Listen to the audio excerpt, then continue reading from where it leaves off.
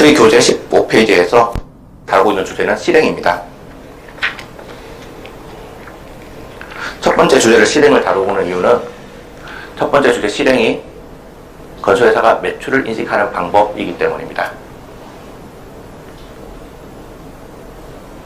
회계학이나 회계사들이나 세무사들은 진행률을 사용합니다.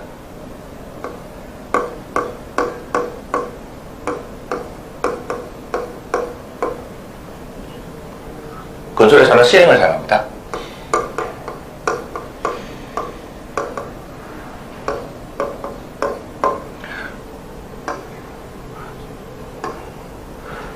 실무상 진행률이 자주 등장하지 않는 이유입니다. 회계 감사를 위해서 진행률을 만들 수는 있고 감사에 대해 대응하기 위해서 진행률에 대한 자료를 점검할 수 있다 하더라도 실무는 실행을 통해 발생합니다.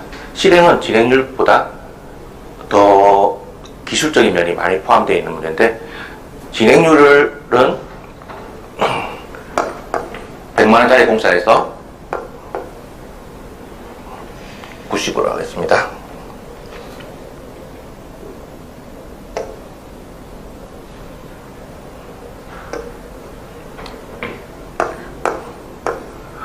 분양가 100만원인데 원가가 90이었다. 근데 X1년도에 원가가 45억이 들어갔다. 그러면 진행률은 50%가 됩니다. 그러면 X1년도에 매출액은 50원이다.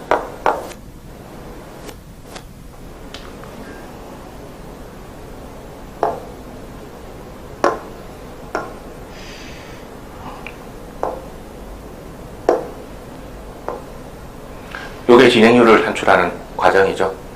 그리고 X1년도에 원가는 45원이다.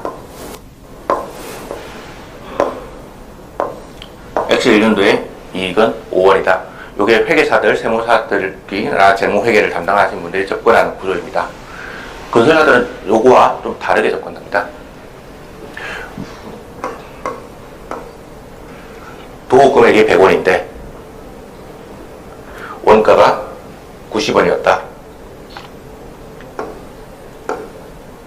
근데 X1년도에 45원이 발생했다. 실행은 예정 원가 나오기 도급액입니다. 그럼 여기는 실행은 90%까지 된다겠죠.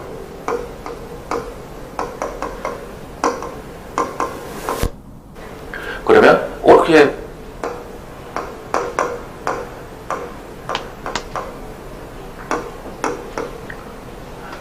X년도의 매출액은 원가에서 실행을 나누어서 산출하게 됩니다.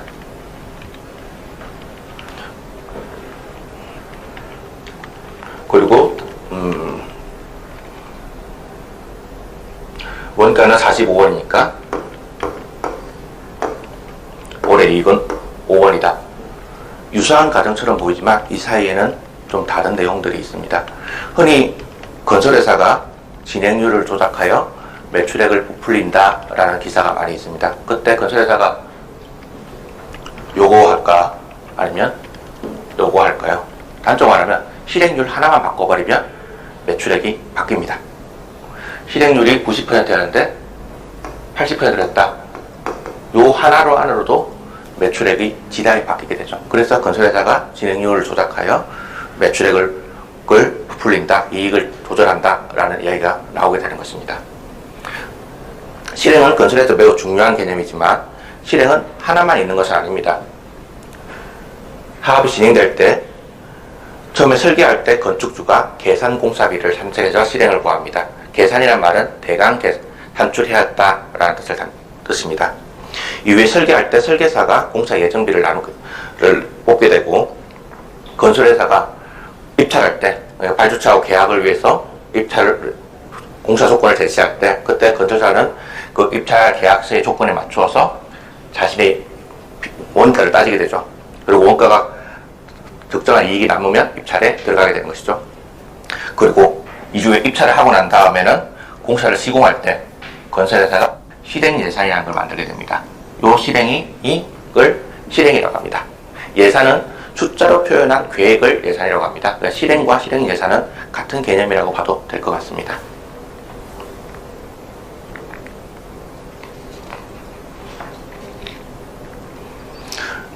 첫 번째 단계에서 실행을 이야기했고, 두 번째 챕터를 감가상각비를 이야기했습니다. 철근 콘크리트라는 구조, 이제 건설업계에서 중요한 이슈로 이제 시작을 하는데, 그 끝은 감가상각비와 연결되는 것입니다. 철근과 콘크리트는 두 개 매우 다른 재료지만 두 개의 성질이 유사한 면이 있습니다.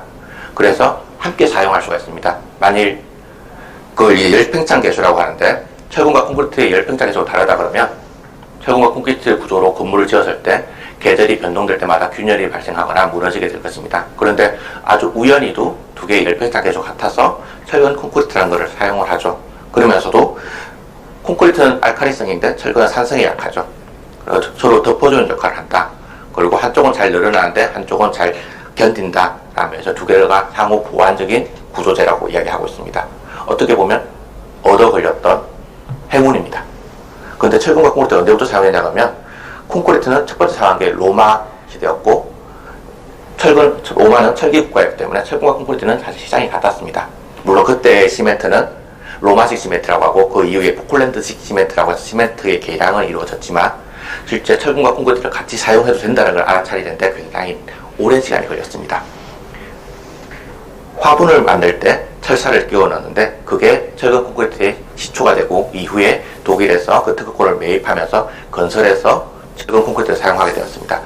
콘크리트 구조물의 세법상 내용 연수는 20년입니다. 철근 콘크리트 구조물의 세법상 내용 연수는 40년입니다. 그리고 철근 콘크리트 구조물이 세법상 내용 연수가 가장 깁니다.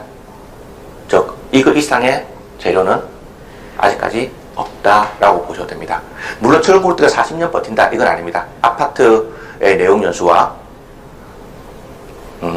인천대교의 내용 연수는 다릅니다. 인천대교는 100년을 보고 만드는 거고, 아파트는 그렇게까지 보지는 않죠. 근데 가장 긴 내용 연수로 40년을 지금 갖고 있다라는 점을 인식하시는 게 좋을 것 같습니다. 그리고 감가상각이라는 것은 이 철근 콘크리트는 감가상각을 만나면서 회계세무 쪽에서 이제 의미를 가리게 되는데, 감가상각은 그건 자산이 비용으로 변동되는 과정입니다.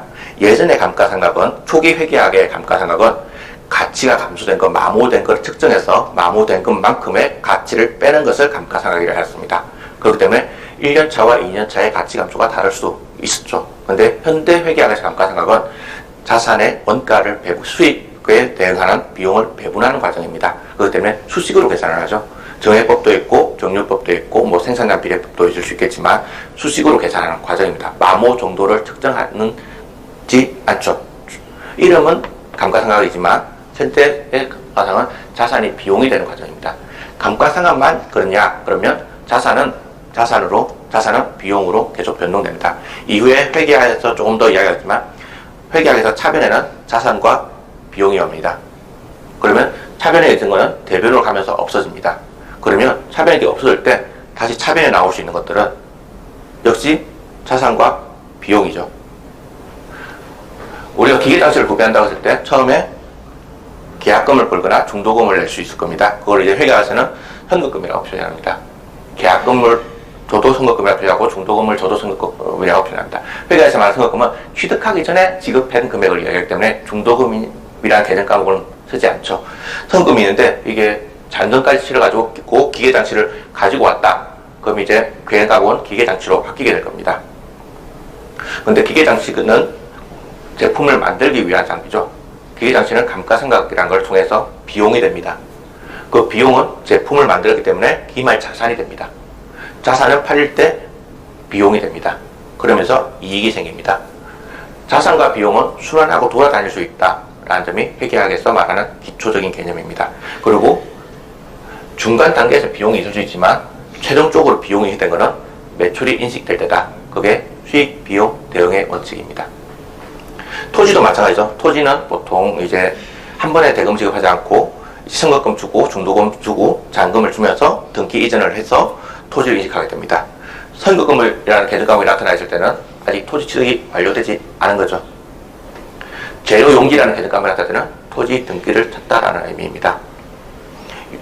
용집이라는 개념감이 나타나는 것은 작업이 진행되고 있다. 즉 공사가 진행된 것만큼 비용 투입을 하기 때문에 공사가 진행되고 있다. 즉 착공했다라는 의미를 담고 있겠죠. 착공했으면 기말에 분양이 다 됐으면 재고자산이 없을 것입니다. 근데 기말에 미분양이 있다 그러면 재고자산이 남겠죠. 이 재고자산은 분양이 완료되는 시점에 비용을 인식하고 분양이 완료되는 시점이란 말은 수익을 인식하는 시점입니다. 이렇게 회각이 굴러갑니다. 그런데 앞에서 말한 것처럼 일반적인 건설회사는 재고자산이 없죠. 이게 건설회사에서 굴러가는 구조입니다.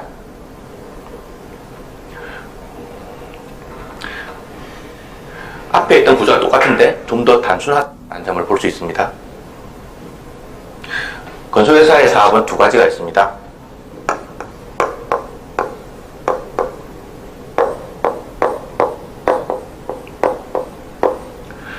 자체 사업은 건설회사가 땅을 사서 건물을 지어서 올려서 파는 것을 말합니다. 일반적인 사업은 도급 사업이 건설회사에 압도적으로 많은 부분을 차지하고 있습니다. 꼭 그랬던 건 아니지만 여기가 한 100개라 그러면 여기는 1개 정도 프로젝트가 있다 정도로 생각하면 됩니다. 재료 외격이라는 말은 재료비, 노무비, 외주비, 경비를 말합니다. 이게 매출원가를 구성하는 항목들입니다. 재료비가는 기말 재고가 되겠죠. 근데 건설회사는 도급사업은 남의 물건을 만들어주는 사업이죠. 건설회사의 재고자산은 기말자산은 없습니다. 그렇기 때문에 발생된 원가 전체가 단기 매출원가를 인식됩니다. 그리고 실행을 나누어서 매출액이 인식됩니다. 그러나 자체 사업이라고 했을 때는 분양이 안 됐을 경우에는 재고자산이 있을 수 있습니다. 도급 사업에서는 재고자산이 없다. 자체 사업은 재고자산이 있을 수 있다. 재료 용지가 있으면 자체 사업이라는 뜻이다. 까지 인식하고 넘어가겠습니다. 회계학적인 부분에 대해서는 이후에 이제 세무회계 기초에서 다시 한번 살펴보도록 하겠습니다. 현재는 진행되는 과정을 보시는 것으로 하겠습니다.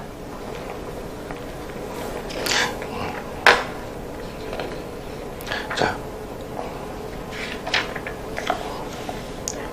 교재 21페이지에서는 21페이지 키워드라고는 대한민국 건설 산업이라고 주제를 삼았고, 대한민국 건설 산업의 주제는 상식적으로 알고 있는 내용 혹은 이제 내용이 있겠지만 실제로는 등록하고 면허한 사업이다. 즉 등록하지 않거나 면허가 없으면 건설 사업 못한다 라는 뜻입니다. 등록이 필요한 사업과 면허가 필요한 사업 혹은 등록 면허가 필요하지 않는 사업이 구분이 되어 있습니다. 은행이나 건설회사처럼 등록이 해야 되는 사업, 음식점업을 하려면 면허가 있어야 되는 사업, 그리고 기타 자문업 같은 거를 한다, 경영 컨셉을 한다 할 때는 면허가 필요 없는 사업도 있습니다. 등록이 필요한 사업은 대부분 중요한 사업들, 그러니까 규모가 큰 사업들, 그 사람으로 인해서 다수의 이해관계에다가 얽힐 수 있고 다른 사람의 권리를 침해할 수도 있는 사업들이 등록이 필요한 사업들입니다. 건설회사의 사업 주체는 보통은 부동산 개발업자, 디벨로퍼라고 하고 여기가 시행사가 됩니다. 그리고 종합건설회사, 단종건설회사 있고 전문건설회사라고 부르기도 하지만 전문건설회사, 단종건설회사는 종합건설회사의 하청건설회사예요. 그러니까 본 강의에서 단종건설회사는 언급하지 않도록 하겠습니다. 두 군데 축이다고 말씀드렸습니다. 근데 요것만 있는 건 아닙니다. 주택법상 조합들, 그 주택법상 건설사업자들이 있습니다. 그리고 도시정비사업법상 조합들이 있을 수 있습니다. 다른 것도 있지만 중요한 것은 시공사와 시행사들이 개발사업의 주체이고 등록을 해야 된다. 그리고 종합건설회사 같은 경우에는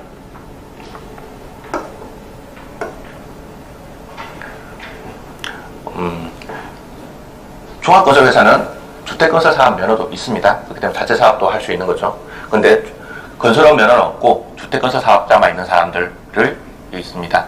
요게 시행사의 대표적인 모습이 될 것입니다. 그리고 그 사람은 아파트를 지어서 팔 수도 있는 거고, 즉 아파트는 이 법률에서 설명하겠지만 공동주택으로 분류하게 됩니다. 아파트를 팔 수도 있을 거고 상가를 팔 수도 있을 겁니다. 오피스 건물을 팔 수도 있는 거죠. 임대할 수도 있는 거고. 그거 두 개에 따라서 두 가지 정도로 나누어지는데 요건이 있다 정도. 근데 요건은 건설회사가 제일 까다롭다. 이거 요건의 전체가 아니고 예시를 든 거기 때문에 업계에서 어느 정도의 면허를 필요로 한다 정도를 인식하고 넘어가는 것으로 하겠습니다. 그리고 법이 다 다르죠. 하나는 건설산업기본법의 메인이 되고 하나는 주택법. 주택법에서 주택건설사업자를 정의하고 있더라. 부동산개발업법에서 부동산개발사업자를 정의하고 있더라. 그런데 셋 다 국토교통보호주관이더라. 규모에 따라서 등록을 해야 된다. 그러니까 다시 말하면 규모가 작으면 등록 안 하고도 진행할 수 있다는 뜻입니다. 주택건설사업자는 20세대 이상, 건물은 3,000해배 이상. 해배란 말은 건설업자들이 많이 사용하는데 평방미터를 헤이베이라고 해서 일본에서 유래된 말인데 실제 젊은 설계사님들이나 젊으신 분들도 해배라는 단어를 많이 사용하고 있습니다. 3,000제곱미터 이상, 그리고 자기가 사용하는 거는 남한테 피해를 줄 일이 없겠죠. 그렇기 때문에 다른 사람한테 팔거나 임대할 것들이 있어야 되는데, 네. 제재에 대해서는 요즘도 제재가 있다. 근데 이 제재만으로도 충분히 이 세 가지 사업 주체들을 통제할 수 있다 정도까지. 그리고 가장 중요한 것은 면허가 없었을 때는 면허가 있는 사람과 공동사업할 수 있다. 여기도 면허가 없는 사람들은 면허가 있는 사람과 공동사업을 할 수 있다. 그 건설회사는 그 공동사업 누가 하냐고요? 건설회사라고 합니다. 얘는 항상 면허가 있으니까. 중요한 것은 공동법이라는 단어가 주택법에도 나오고 세법이라 나오고 민법에도 나온다마는 용어는 같지만 그 용어는 다른 말입니다. 세법상 공동사업은 민법상 공동사업과 대략 일치합니다. 이익을 나눠 먹는 것을 공동사업이라고 합니다. 주택법에서 말하는 공동사업은 이익을 나눠 먹는 사업이 아닙니다. 수분양자한테 책임을 같이 져라 라는 공동사업입니다. 그렇기 때문에 주택법상 공동사업은 세법상 공동사업과 별개의 개념이다 를 알아주시고, 다른 면허가 없으면 다른 면허 있는 사람과 공동으로 시행할 수 있다. 그 다른 면허가 있는 사람은 보통 시공사다. 시공사는 좋아서 다른 사람 책임을 공동으로 지는 건 아니겠죠. 시공사가 책임을 공동으로 진다, 주택법상 공동사업자가 되어줬다 라는 말은 도급비를 더 올려서 받았다 라고 짐작했을 겁니다. 그리고 단종건설회사는 개발사업의 주체라고 보기에는 좀 아니지만 실제 건설회사는 매우 많고, 저희가 건설회사라고 생각하지 않는 건설회사도 건설회사인 경우가 매우 많습니다. 단종 중에서 한 가지만 언급한다 그러면 엘리베이터 회사들입니다. 우리나라에서 큰 엘리베이터 회사는 현대, 오티스, 티센그룹 이런 엘리베이터 회사들이 매우 큰 회사들로 이제 인정받고 있습니다. 아마 대부분의 건물을 간다 하더라도 그 세 개 회사가 많이 볼 겁니다. 요 세 개 회사도 다 건설 사업자들입니다. 건설 면허를 가지고 있습니다.